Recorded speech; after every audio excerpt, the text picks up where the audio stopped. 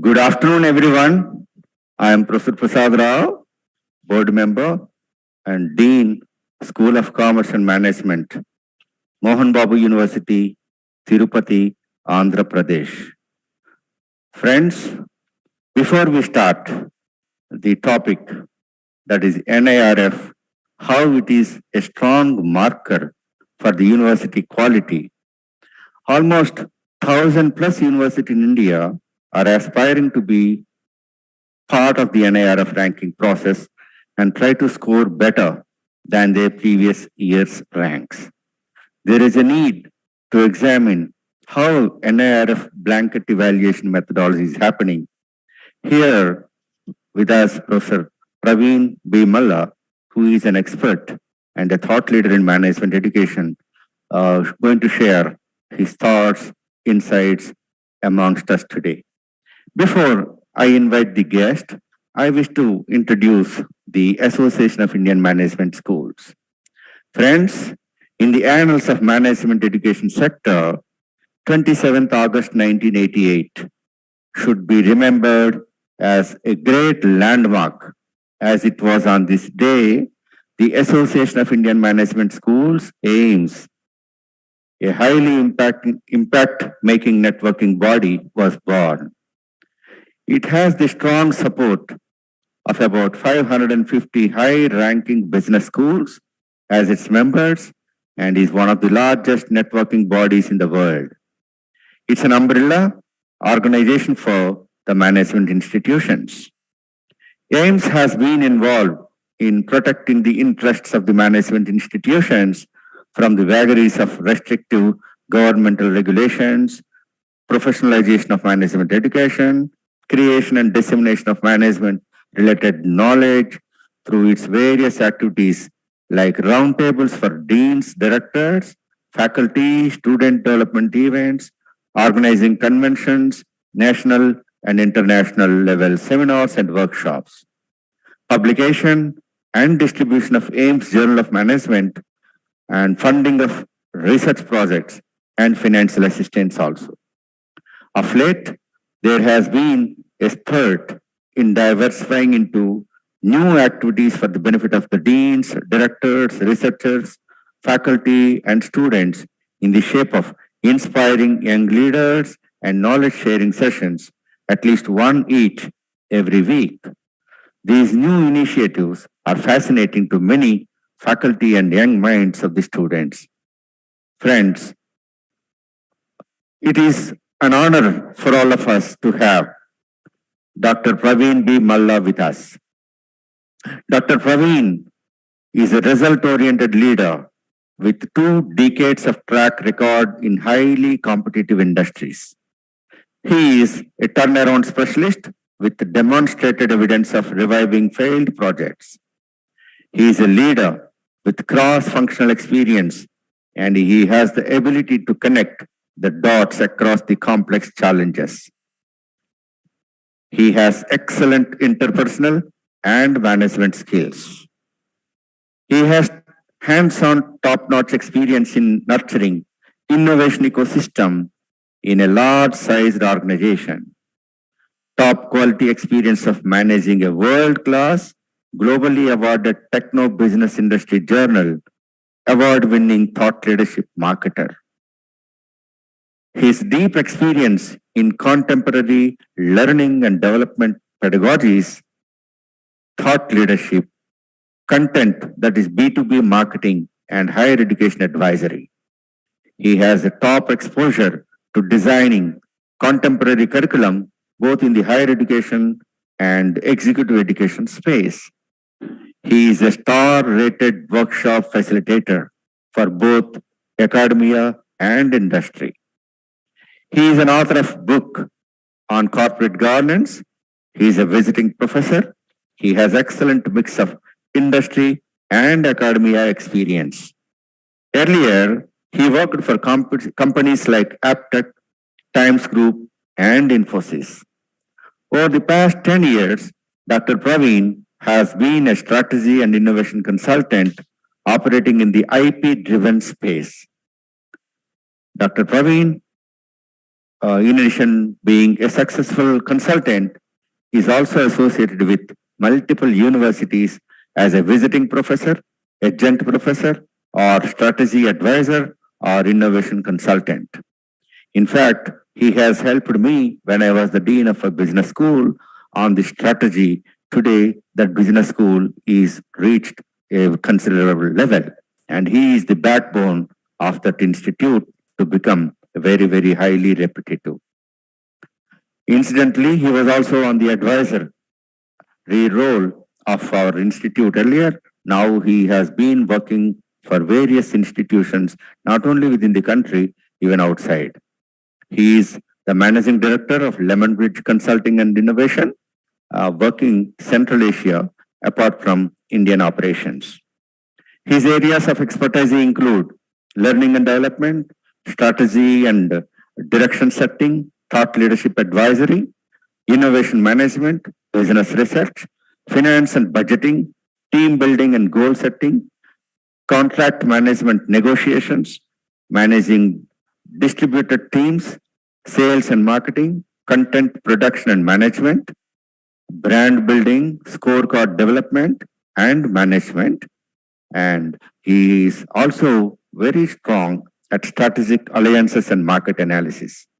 Friends, he has been exposed to top industries like IT services, management consultant, higher education, K-12, media and entertainment, training and development, research, publishing, and publishing academic research papers also. He is an MBA, MA Literature, MA Philosophy, MS Psychology, PhD, and LLB.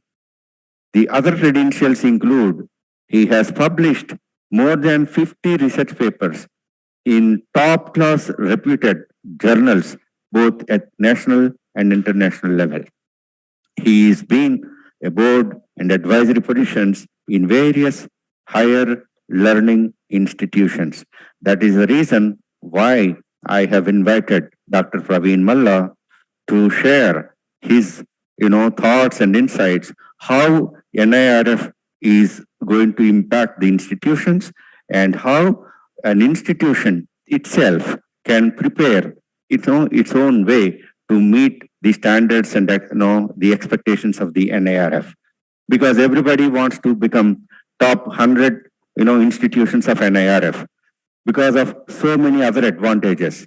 So it is a high time for all of us to listen to Dr. Praveen, and also please those who want to share or who want to ask any kind of queries, clarifications, please text your questions in the chat box so that I can facilitate while asking the questions to Dr. Praveen. Dr. Praveen, over to you, and very good afternoon to everyone. Please. Good afternoon, sir.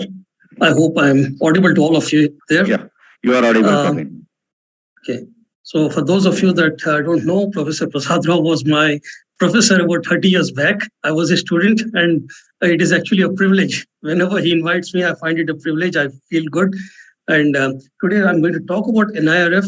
The title was a bit of kind of clickbait, but the whole idea is to expose to the academic community on what NIRF is and if it is even really relevant to us. The framework is really relevant to us. Why are we chasing a framework like that, which is highly anachronistic? So probably through the discussion, I will handhold you through the framework's parameters and try to explain how each of the metrics that are there in the framework, they are irrelevant.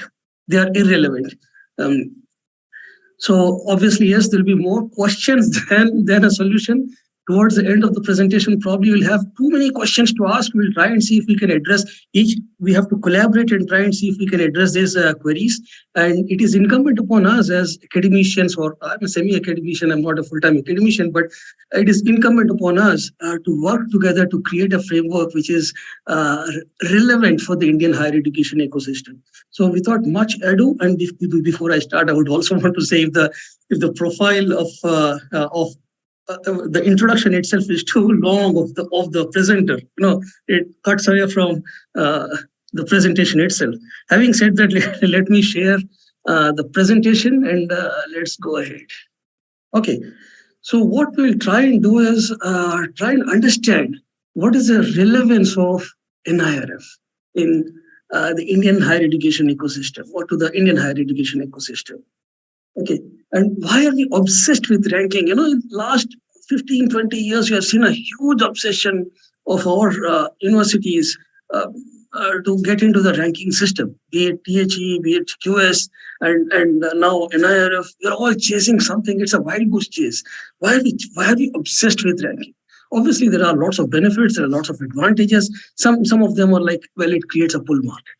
Okay, so it creates a pull market. You can extract premium from your customers that are the students. You can charge better fee because you are well ranked and things like that. Obviously, you have better brand recognition. Yeah, it helps you attract better quality students, and this is not unknown to all of you. I mean, this is just theory. It helps attract better quality students, helps attract competent teachers, and it also creates a kind of snob effect among students and alumni. I have done a PhD from a very nice institute back in Bombay, and I'm also on the board of that alumni association of that institute. And when I talk with the board members, and when I talk with the alumni of that institution, uh, they show a lot of snobbishness. They're like, "Oh, we are from the best institution in the country." So it creates a kind of snob effect if your university is ranked at the top. Yeah? And most importantly, this ranking signals quality. And this quality is then, it signals quality which can be depended upon by recruiters. Okay, so this is why we are obsessed with ranking. Now, this is the theory part. Okay, just let me.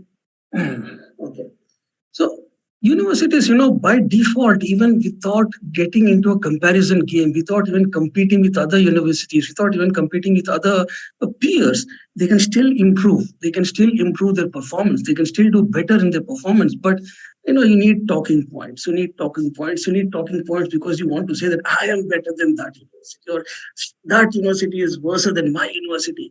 You want a talking point, and we are all getting trapped in scoring these talking points and scoring these brownie points, in self-patting ourselves. We are getting into that trap.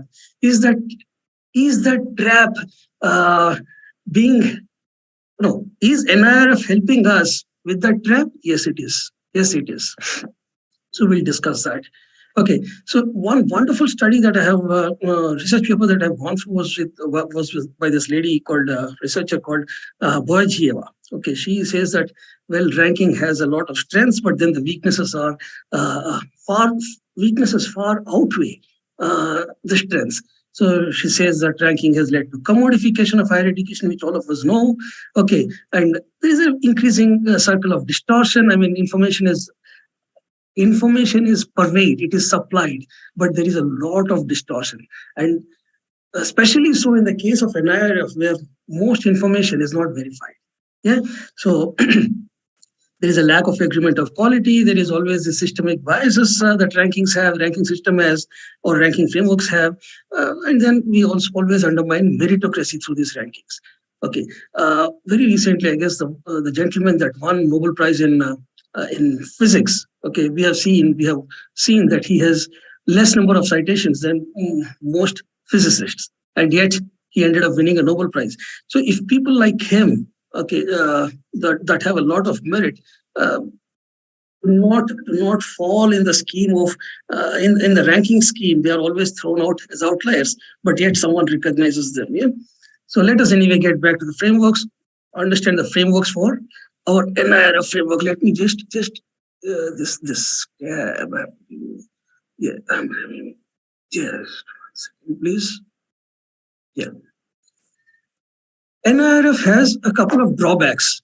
One of the biggest drawback is it assumes a level playing field for all types of universities. Now you see, we have private universities, we have public universities, we have autonomous deemed to be universities. Each of these universities has a different charter, has a different raison d'etre. Okay, has a different justification for its existence. Public universities, they always follow the government's mandate. Okay, they have to follow the government's mandate. Private universities are not. They are in the education system, but then they need not necessarily follow the government socio-economic policies. Okay, so there is no level playing field, but the framework assumes that there is a level playing field. It ascribes autonomy to both public and private universities. Yeah, private universities probably are more autonomous than public universities, but ascribing autonomy to public universities is something which riles me up. I feel, how are these state universities or central universities, how do these universities have autonomy? But incorrectly, NIRF ascribes autonomy to these universities. I have already mentioned this. It incorrectly believes that the charter of universities is to advance knowledge and not pursue government-directed socio-economic justice. We all know that public universities pursue government-directed socio-economic justice. But the assumption is no, they don't in the NRF framework. It fails to correct for a variety of differences that characterize Indian higher education system. As I've already said, no two universities have a similar mandate. Say, for example, there is no universities do not have a similar mandate. Two, say, for example, there is a university in a Mofussil area, in a rural area. It does not have access to the right resources, right faculty, right talent, right students. Whereas you look at the IITs of in Delhi and Bombay, okay, they have all the access to all the great things in the world. There is no way a Mofussil university can ever compete and outcompete these IITs or IIMs.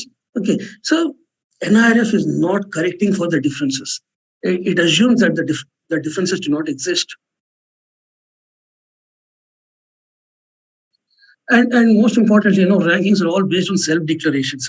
I have never heard or known of an instance where the government has evaluated or verified or validated or checked these declarations.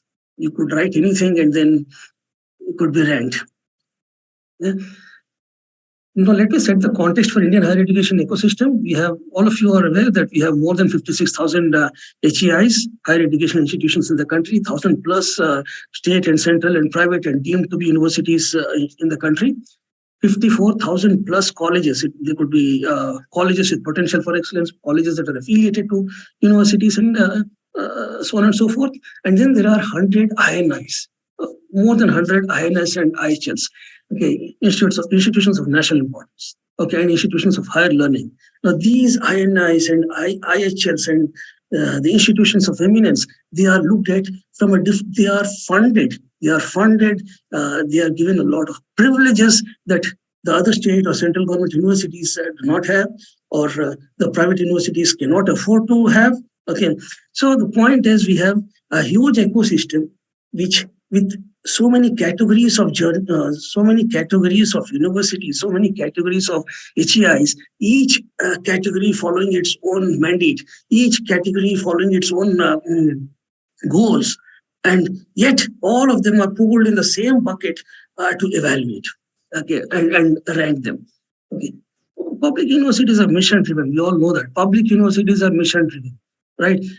Private universities cannot afford to do charity, and rightly so. I mean, they are supposed to be revenue-driven. They have to be revenue-driven, despite the fact that we know that private universities are not supposed to be for-profit institutions. Yet, where is the motivation? Where is the incentive for private parties to set up universities if they do not go towards, if they don't aim for profits, if they don't aim for revenues? Okay. So in the year 2015, MHRD has rolled out this NIRF, and it is based on 5 important pivots: teaching, learning and resources, research and professional practices, graduation outcomes, outreach and inclusivity, and perception.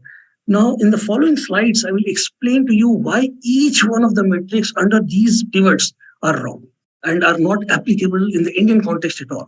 Obviously, yes, this is my perception. This is my perception as an outsider, as someone who is not a brass tacks academician in the Indian ecosystem, in the Indian higher education ecosystem, but someone who is looking at it from outside, someone who is advising universities. And when I look at these parameters, I say, how are they relevant? How are they even relevant to us? Be it relevant for the private universities, be it relevant for the public universities, I don't see any relevance there. Okay, so I'm going to discuss that. And obviously, yes, you have the right to challenge each of my contentions. Okay, so let me tell you, this NIRF methodology has largely been inspired from THE and QS frameworks. No, and THE and QS frameworks are essentially Western frameworks. They do not take into account the challenges that countries like India face, especially in their higher education ecosystems. Okay. So THE and QS are primarily trying to tell everyone, all the countries across the world, to converge their education system to a new norm, the normal that is being set by them, to a new framework, a framework that is being set by them. So THE and QS are kind of setting the framework for the whole world to follow those frameworks. Okay. Unfortunately, if education could be delinked with culture, if education could be delinked from economy, if education could be delinked from politics, convergence is very easy to attain. But every country has its own politics, has its own political system, has its own economic system, cultural system. How is it possible? We have to be fair. How is it possible? One. Two, this huge fight that we put in being ranked in the top 200 or 300 of THE is like forcing yourself to make a regional movie and then trying to get an Oscar for English movies. I mean, there is no linkage. We'll discuss that maybe towards the end. But for now, let us discuss NIRF. The first metric it says is student strength, which is 6%. 6% weight is given to student strength. Okay, I would want you to please be patient and listen to me instead of reading the slides. That would be much more effective for you. I mean, listening to the conversation would be much more effective. Okay, so student strength is a metric, and this metric has a 6% weight. And the definition as per NIRF is number of students enrolled as against approved intake. Now, come on, private universities, I mean, they don't say, okay, this is my approved intake. They play as per the market forces. There is a supply and demand story there. Okay, there is nothing called, okay, I will only take 100 students and did I achieve my 100, my goal of 100? So it doesn't apply to private universities. Public universities, obviously, yes, I mean, there is a low approved intake because of low resources, limited resources. So targets are mostly met. So one wrong definition, one wrong metric where you are kind of forcibly, benevolently trying to create those low-hanging fruits, which both the public universities as well as private universities can pluck. Okay. The second metric is that of faculty-student ratio. Okay, it's 9% is the weight, a huge weight, and the emphasis is on permanent full-time faculty. And the suggested ratio is for every 15 students, you need to have one faculty. Then you get better marks or you get better weight, right? AICT itself says 1:20. Okay, so first of all, before NIRF comes with a suggestion like this, it should go and figure out what its own agencies, I mean, government agencies or regulating agencies have prescribed in their charter. Take that into account and create a normal, and then normalize the suggestion. That has not been done. AICT says 1:20 is fine by us. You will be rated at the highest of AICT rankings ratings if you have 1:20. 1:20. And these guys, NRF says 1:15 is what will rate you at the top. Okay. So it's a bit confusing. Point one.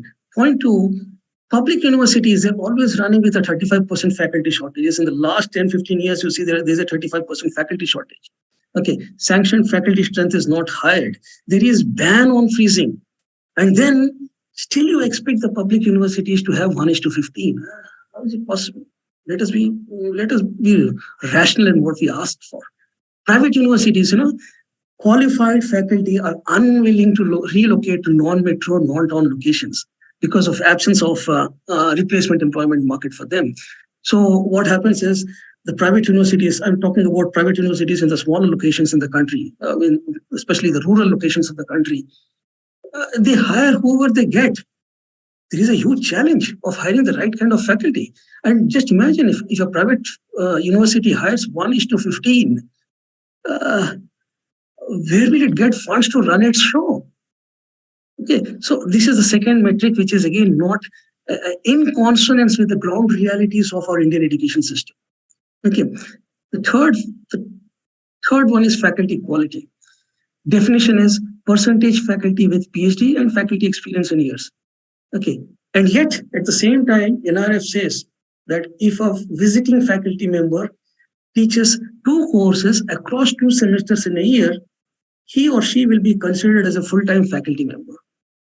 Now, just imagine, he or she will be considered as a full-time faculty member. Now, this person, this visiting faculty, does not have the incentive or motivation to do research. And yet, if you look at the research outcomes metrics, you realize that a lot of emphasis is being put on how much of research output is being produced by these universities. How can a visiting faculty produce research when your definition itself is so lopsided, it's so loopy? Yeah. So private universities would be happy to hire visiting faculty because they cost lesser than full-time faculty members, and a lot of private universities are doing that. So point is, there is undue advantage to private universities over official-based public universities in this case. No, public universities are stuck with hiring the right kind of teachers. Private universities need not. They just can hire visiting faculty and get their work done. Yeah. Another metric is that of financial resource and their utilization. Okay, the definition is what is the average capital expenditure or operating expenditure you have made per student. Now, how is this relevant to a private university? How is this metric relevant to a private university? Private university does not ask the government for funds. The government is not funding it. So asking this question in itself is, like, in my opinion, stupidity. You ask this question to public universities because you are putting in money, you're giving money to the public universities. Ask how efficiently they have utilized that money.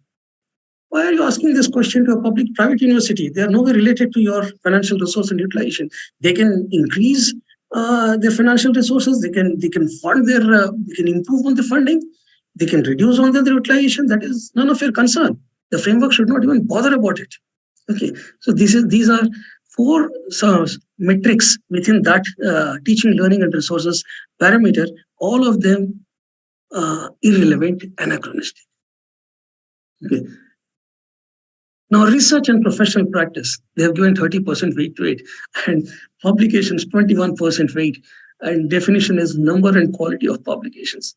And this is one of the most vague definitions that one could ever see for publications. Okay. We all know, number and quality of publications. Quality will be assessed by a third party, and in this case, the third party is Scopus. That's what they say: Scopus, UGC, CARE, and Web of Science, and all that. All of us that are in education, higher education, know how Scopus journals can be gamed. Okay, there are predatory journals, there are paid publications in Scopus. There are these 5 or 6 faculty members coming together, paying up, and then getting published in some rated journal in Scopus. And we know that Scopus bogus. We know that. And the definition is not very clear. If I'm an author, I can carry my current record of publications to my future employer. Okay, and both my past employer as well as my future employer can claim within that same year. Say, for example, I have left my employment in a single academic year, right? My past employer as well as my current employer, both of them can claim my publications. Once again, a problem. If I'm a PhD scholar in, say, for example, a university, and I have published a couple of papers.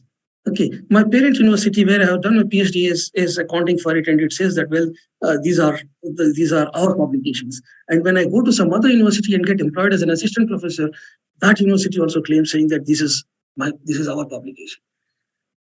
Come on, we need to be very clear with our definitions. And then who clocks citations? Say, for example, I'm working in a certain university right now. Okay, and I have written a good paper. But after the paper has been published and before it could attract citations, I have moved to some other university. Now, who is claiming those citations? The past university where I have used their resources and time and everything and salary and worked on the paper, or will it be clocked by the future employer, the current employer? No, there is confusion regarding this. No one knows. Just no one knows. It's all that we are doing is we are taking a check box. We are taking, okay, we have done this, we have done this, we have done this, but without any application. Yeah. So let us extend this. Patents. Patents has a 4.5% weight. Number of patents granted and published over the previous 3 years. Every single day, I get a mail from Monica. I don't know if you know Monica. Monica is there is a company which I think it is IP law attorneys or something. That lady sends a message saying that, well, you have published a paper in some journal. Okay, we are going to file a patent for you. It will hardly take you You have to pay just $50, and we're going to get things done for you. Okay, so you know that patents can be gamed, and I know of a lot of colleagues and friends, okay, who have very successfully gamed this patenting thing. Okay, but anyway, the point is overlap between patents published and patents granted has not been accounted for in this definition, in the definition that has been given. So smart researchers know the same thing. The patent publication and patent grant could be recognized twice. And you can tick your boxes. Most importantly, this metric is very favorably skewed towards the institutions of eminence, institutions of national importance like IITs and IIMs. They have enough resources to work on patents. They have enough resources, both money, time, faculty, okay, focus on research, and then they have industrial research and consulting centers. They have patent filing organizations within the institutions which help them file patents. Tell me whether Mohan Babu University would have a patent filing department to help its faculty members. No, private universities cannot afford that. Okay, this is one part. The second part is, with a 35% faculty shortage in public universities, what will the faculty, what will the professor of a private university chase? Your patents or teaching? We have to understand this. Then there is another metric which has a 4.5% weight, which is projects, PP, and EDPs. Okay, the point is, are we serious? At least I have known of state universities which are in smaller locations. They cannot teach students. They do not have enough bandwidth to teach students. How can they afford? I'm not asking a question. I know this for sure, that they cannot afford to do EDPs, executive development programs. And where are those executives in those rural areas? And if you give a weightage of 4.5%, these regional or rural universities, state universities, will never be able to make it to the top list. It's just impossible. Where is the capability or the capacity for these rural universities to offer professional development programs, to make money via consulting? If you're in a business hub, if you're in a financial hub, if you're around an industrial cluster, it makes sense. At least you can do some consulting. In fact, I know of Professor Rao, who's the moderator here today. He used to run Hyderabad Business School back in a couple of years back. And despite the fact that the university was located right in the center of an industrial hub, it was so very difficult to solicit consulting assignments. It's not easy. And we say that, well, see, the focus of this framework has always been the top IITs and IIMs and all these big universities, which have enough resources. It is never meant, or it was never designed for the normal universities. How many private universities in this country are looking for research grants from a third-party agency? They don't bother. They are always in that admission certification placement game. Private universities are not really bothered about all this. All these junk metrics, which do not really lead to concrete results for them. Okay, let us get to the next one. Graduation outcomes. University examinations, 12% is the metric. Okay, percentage students passing their course within the stipulated time. Now, all of you here, probably most of you here, are educationists, are educators. All of you know that private universities cannot afford to fail their students. So everyone will score at 12% on this. Private universities cannot afford to lose their students. I mean, there are competitors who will simply take away the students, right? And future students, prospective students will not want to join your university if you fail them. So 12% is up for the taking for all of you, irrespective of how the student performs. The second metric is number of PhDs graduated. I really don't see how this is logical. I mean, average number of PhD students graduated over the previous 3 years. You take any top IIT, you take any top IIM, and tell me if any IIT or IIM or any big central university or any big state university has upwards of 3,000 PhD students. There are private universities in this country who have upwards of 3,000 students in the country. So every year they will have a huge churn of graduated PhD students because they have to be pushed out, right? And it is so easy money for the private universities. I mean, because eminence hunting is the in thing today in the country. Every industry guy, every professional thinks that he can bring his company's PowerPoint presentation and then make it a PhD in the private university. Just talk a bit and then get a PhD. They don't understand the difference between research and Google search. And private universities are helping them get a PhD based on their Google search. Okay. So at the brass tacks level, is this outcome even relevant? This is a question we have to ask ourselves. Okay, you might ask me, but then what is the solution? I don't know. We have to discuss. So we are going to discuss that maybe after this presentation is over. And then there is outreach and inclusivity. There is 10% weight for that. International diversity is 2.5%. Come on. India is not an attractive destination for foreign students. Let us be very clear about this. Obviously, as the lovely university guys that are here, they might be saying that we attract. Yeah, you attract. There are a couple of outliers. There are just a couple of outliers. In Hyderabad, there is the Central University, Hyderabad Central University. There is Osmania University, where a large number of foreign students are there. But are these students from the US? Are these students from the developed countries? Are these students from the UK? No. They're all students from marginalized, underdeveloped countries who do not have good education system in their own countries.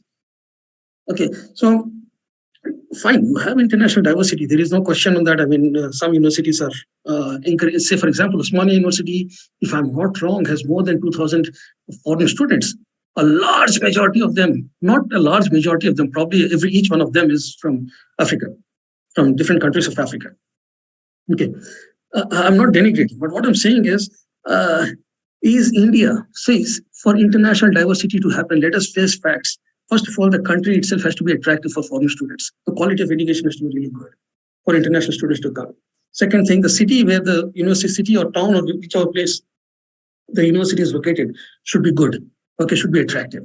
Third, the university itself has to be attractive. So university is at the bottom, first the country, then the city, and then the university. Okay, and then the department. So what are we talking about? Okay, regional, and then most important thing is MHRD has published a report, I think about a year or two back. It says of the total enrollment in higher education institutions in the country, just about 0.1%, are foreign students. And yet NIRF has a gall to give 2.5% weight to something so inconsequential. So what are these guys thinking even when they create this framework? And then we have this regional diversity, 0.5%. This regional diversity thing worked when I was a student 30 years back, where, what was it called? Under the national integration quota, because at that time we did not have private universities, we only had public universities. And these public universities had some small quota for national integration. So they would get students from different states, and then fill up that quota. How is it relevant today? Go to Noida. All the universities there, you'll find students from outside of the state. Okay, go to Haryana. All the students that you find in most of these universities are from outside of the state. And now the governments of these states, they have also mandated, saying that you need to have 25% quota for home state students. Can you see the dichotomy here? On the one hand, there is a regional diversity, what you call metric, and they say that percentage students from other states, and on the other side, you have more percentage students from other states. Obviously, you'll have good, grade, and on the other side, the government is saying that, well, you should not have because I need my quota. Okay. Two agencies of the government, one the government itself and another the government's agency, both are at loggerheads in defining this metric. I don't really understand this definition. Okay, obviously because they are not clear. Then gender diversity. percentage of women students and percentage of women faculty. That is the definition that they have given. And the expectation of NIRF is 50% of your students should be 50% of your total students should be women students. And the expectation again is 20% of your total faculty should be women faculty. Private universities, a lot of you here represent private universities. Do you really care? All that you need is bumps on your seats, right? All that you're looking for is money. You don't care about gender. How many universities here? I mean, you're all representing, mostly you'll be representing private universities. Do you say that, well, I need to have 50% females and 50% males? If it doesn't happen, let us go and solicit the market for female students. Do you do that? Don't do. You don't care. You don't care. You have seats to fill. It doesn't matter if it is a male or a female. Brass tacks on the ground, this is a failed metric. On the other side, if you look at the public universities, you realize that government policy mandates 20% seat reservation for female students, 20% seat reservation for female students, which means 80% for males. And yet, the government expects 50% of 50% female students in the university. Okay. 33% jobs for female faculty. Government says 33% jobs for female faculty, and here they're expecting 20% of the faculty strength. There is a linkage, very common sense. I mean, there is just no common sense, right? The other one is support economically and socially challenged students, 2%. Percentage of students offered full tuition fee reimbursement, that is the definition. Come on, most state universities are offering full tuition fee reimbursement, and every university is scoring 2% on that metric. It's zero effort. It's completely zero effort. Right? Support for physically challenged students, 2%. Definition is infrastructure or facilities provided for specially able students. Okay. Point is, UGC and AICTE have mandated it compulsorily that you have to provide infrastructure for specially able students. In fact, UGC is paying 10 lakh rupees as a one-time grant to construct ramps, rails, and accessories and all that stuff. And it is also giving 8 lakh more to universities. And I'm talking about public universities. It is also giving 8 lakhs more to the public universities to set up these technologies, assistive technologies. Okay, screen readers and all that, tablet screen readers and all that for the specially able students. On the one hand, you're giving money and mandating it. You're telling the public universities, you have to do this. Obviously, they will do that. And then you're saying, you take it 2%. I mean, what kind of foolishness is that? What kind of foolishness is that? It's like, on the one hand, you're just giving the money and saying it is mandatory. You have to do it. And on the other side, you're asking, have you done it? Okay, if you've done it, take 2%. These are low-hanging fruits. These are easy scoring marks. These universities will do it. How dare they not do it after taking money from UGC? Okay, anyway, let us get to the last one, I guess. Yeah, employers and academic peers. Okay, 10% weight. The definition is survey is conducted over a large category of employers and professions and academics. Point is, where is the evidence of this survey? Where is the evidence of this survey? Where is transparency of the survey? No one knows. At least I don't know if I'm working in cuckoo land, but I have not seen any university or any professor in my network, okay, having received a survey questionnaire to say which university is good. No one has ever received it, and yet 10% weight is there. Okay, so for example, a university located, say, for example, in the hinterlands of Manipur, will not have the same perception as IIT Delhi. IIT Delhi will never be off the top 10 because it enjoys a lot of perception. 10% weight is given to it.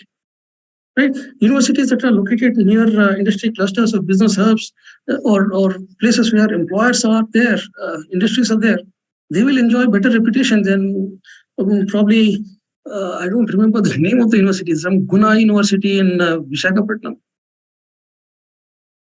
Guna University could be good, but it can never compete with IIT. So the point is, pulling all of these universities, putting them in one bucket and then asking them to fight is like organizing a boxing bout with all weight categories of sports people in it, boxers in it. The 100 kgs guy is there, the flyweight guy is there, the welterweight guy is there, the middleweight guy is there. put all of them and say, no, fight, and let us see who wins. Obviously, yes, the heavyweight will win. The flyweight will die. What kind of stupidity is this? The point is, now the question here is, all of us are academicians or probably semi-academicians or probably people who have passion for academia. We are the ones who should stand up and say that, listen, guys, you have made a framework, it is irrelevant. On the ground, realities are completely different. On the ground, realities are completely different. This framework is not applicable to a large number of universities. Okay, so please rework on your framework. We don't do that. In fact, we just follow diktats. The problem is we all follow diktats, and academicians are intellectuals who probably when they have done their PhDs, they must have designed frameworks by themselves for lots of things. Why can't they design a framework for valuation, keeping in mind the challenges that we are facing, the ground challenges that we are facing? We don't want to do that. We don't want to antagonize anyone. We don't want to make our voices heard. Okay, we say that, well, a diktat has been given, let us just follow it, let us take a list and then keep ticking it every year and let us become number 1, number 10, whatever. Can you beat IASC? It is stinking rich. And I will tell you one very simple thing, I have done my PhD from IIT Bombay and I now sit on the board of IIT Bombay Alumni Association. Okay.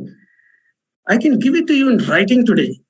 In the next 100 years, you cannot, local Guna University cannot outcompete IIT Bombay by any means, even if it hires the best of best professors. Trust me, I'll tell you why. On the one hand, IIT is obviously an institution of eminence, so it has a lot of grants coming in from the central government. It raises a lot of funds by itself. Right now, the focus of alumni is on ensuring that the infrastructure is taken care of. Okay, 5 years down the line, all the new age the alumni that have graduated out 10 years back, they are coming forward and they are going to create an endowment fund for research. They will get the best of best researchers into the university, into the institute. There is just no way you can fight. You can only fight on paper. The point again, I reiterate the point that we need to be sensible. Try to look at the NIRF framework and then say, does it apply to me? If it doesn't apply to me, why am I even competing in this?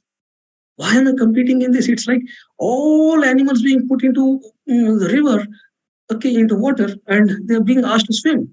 The fish will swim. Elephants cannot. Those who can swim, they will swim. All of us cannot. And then yet we are comparing ourselves with other animals and saying, oh man, they are swimming faster than us to pick it up. I have sent it to this is an article. This is not a research paper. I've sent it to multiple journals, multiple magazines in India. None of them wanted to accept it, saying that, no, we don't want to do this. We don't want to publish it. We see the merit in your paper, but we see the merit in your article, but we don't want to publish it. Okay. So eventually I ended up publishing open source and in some universities journal called SS in Education. So there is a link to the full article in case if you wish to read and understand why it is still irrelevant. I mean, why is NIRF irrelevant? Okay, it will help raise a couple of voices, at least in the Indian education system, and make people understand that we're barking up the wrong tree. So this ends my conversation here. I would really be happy to take this conversation forward. I mean, whatever you want, whatever questions you have, you might ask questions. I don't have answers to any of these questions that you might have, but probably we could co-create, we could collaborate to find out answers for the gaps that probably you might have observed till now. Yeah, Praveen, excellent presentation. Of course, everyone is complimenting. I want the audience to share the questions. Can anyone please text the question so that we can, ask Dr. Praveen to respond? In fact, Dr. Praveen is very constructive. I can't say, criticizing, but very constructive. Always comes with a solution rather than just, pinpointing the problem. Because I have seen him, I have worked with him, and I have experienced his own thoughts and insights during establishing one of the very youngest institutions in Hyderabad, and has been very proud to see Praveen doing fantastic work. Even when he wrote an article, how public sector enterprises, helped the country to grow. In fact, path dependence. He has written an article, and which it has, he sent to Journal of Governance. I think Swedish, no Finnish, Finland, and the governor of Reserve Bank of that country called him, invited him to give a public lecture on this paper. Though that paper is not accepted here, but they have invited him, delivered a public lecture, paying huge amount of money to him. And there he was asked to join the 100-year-old institute called Henken School of Economics. And he was there. Of course, he did not like to stay there, but he was held up for at least some time because of the commitment given, and he has served there. And during that term, he delivered more of public lectures than the regular classwork. That shows the energy level and the thought, process of Dr. Praveen. That's the reason I just requested him. In fact, he has been, in regular and constant touch with me, always shares this, insights. Sir, what is this NIRF? Why people are, blindly following? Nobody is questioning. There is a contradiction, dichotomy, what they are saying and what they are expecting, like that. In fact, I agree with Dr. Praveen, 100%. We have to customize and we have to take a call whether we should, join NIRF band or we should not. That has to be left with the institutions itself, instead of, participating and getting disappointment. In fact, when it is not ours, better not to, join that band. I too agree with Dr. Praveen. In the meantime, if anyone has any queries, please raise. Among the messages, most of the messages are complimenting, appreciating, and some of them are asking for presentation. Friends, this presentation is available in the YouTube. Dr. Sunil from Association of Indian Management Schools is going to provide the link, the recorded version also on the AIMS portal. You can go through that because there is nothing to hide out. Dr. Praveen is very open and very, thought-provoking ideas he always share. In fact, I'm going to invite him once again, if his time permits, for this kind of sessions in future also. Because when I have that freedom, I have that liberty to call my own, friend like student, colleague, Dr. Praveen. Yeah, anyone? All compliments only. Friends, please stop complimenting. Please ask questions. Because of course, that Praveen will not take any compliments also as praise. He always looks for constructive criticism. He always looks for questions. The first time when he is asked to deliver a talk, address my students, what did he ask the questions? How do you want to see your obituary?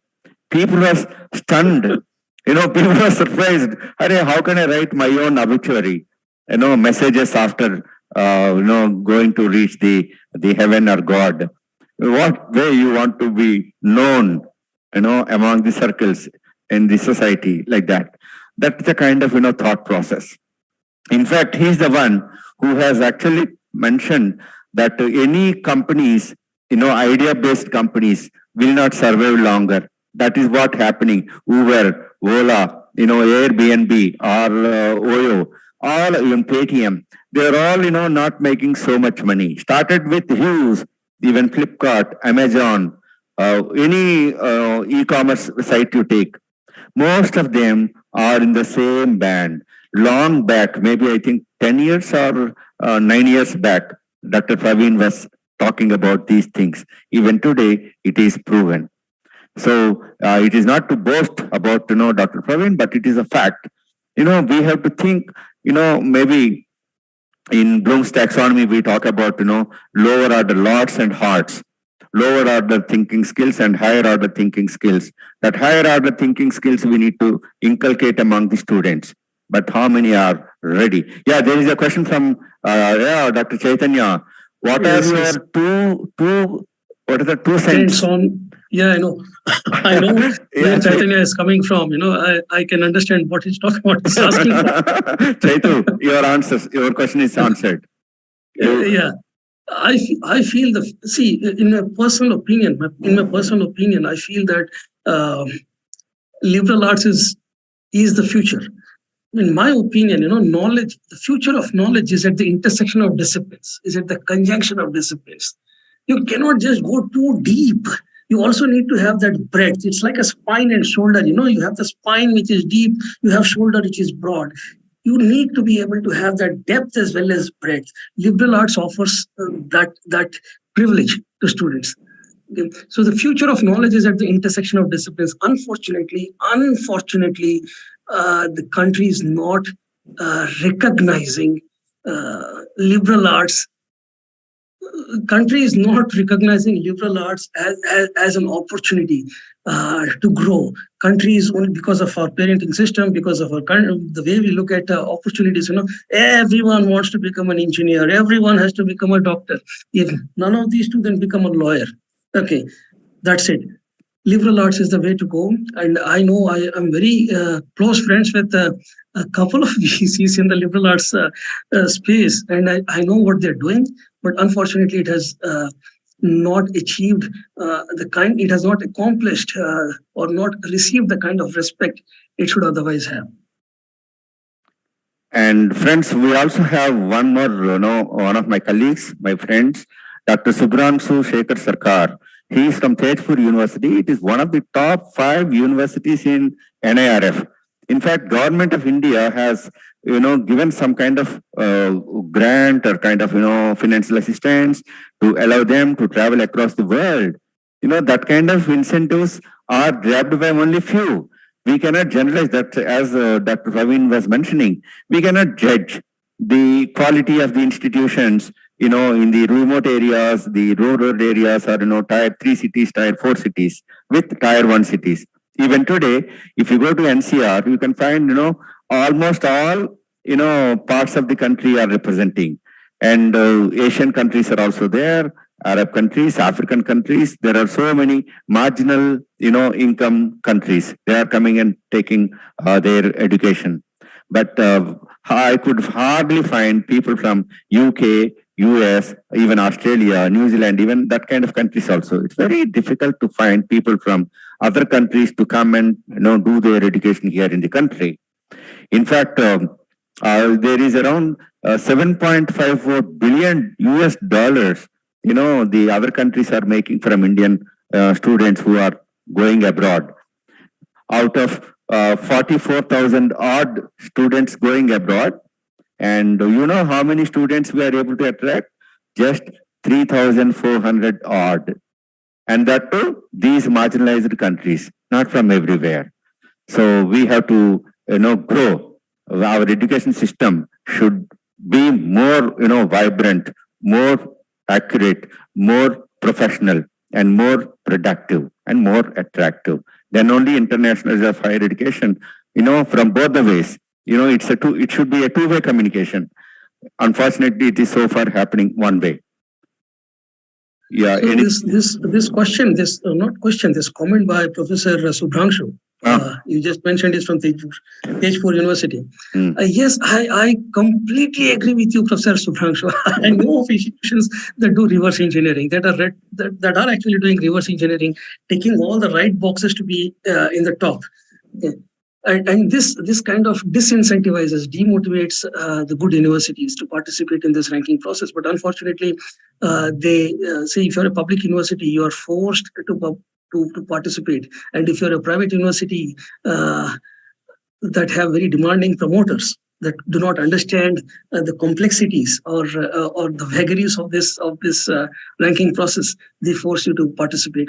In my opinion, in my opinion, again, this is my opinion, if universities, all the universities, at least the private universities, unanimously drop out, or the public universities unanimously drop out from this ranking process for 2 years, the framework will be recalibrated, should be recalibrated. Yeah.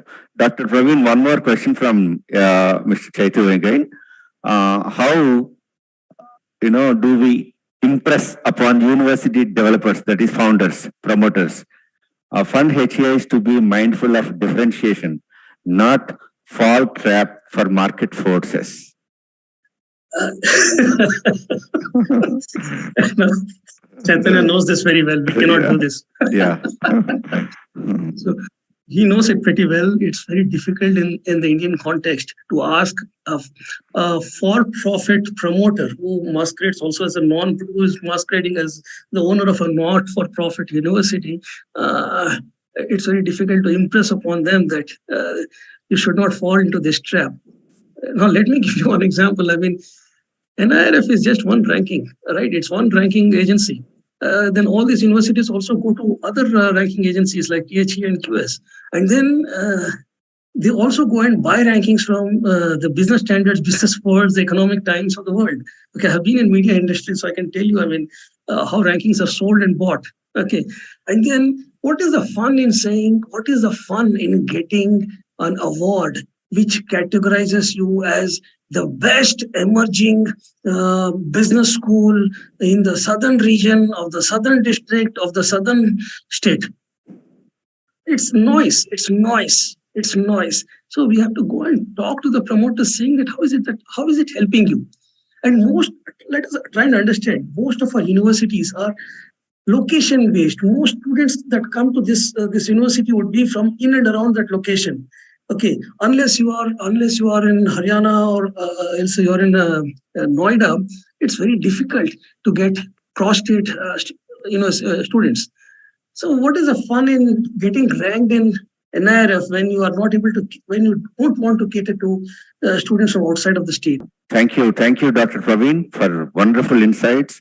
And I thank all the participants, audience, the Secretariat, AIMS, Mr. Venkateshwarlu, his team, Dr. Sunil, and the current president of AIMS, Dr. Ramaswamy Nandagopal. And there are so many people, particularly the board members, faculty, colleagues, everyone is there. I'm really happy to see everyone in the participants list. Thank you, Dr. Praveen, once again for excellent and very, very productive inputs. You know, always you are a thought leader and you always share very, very constructive and thoughtful, insights. Really great to have you today. And I thank all the participants. Once again, thank you all, and let us stay in touch with another topic on some other day. Thank you all. Signing off, Professor Prasad Rao. Thank you so much. Thank you so much, sir. Right.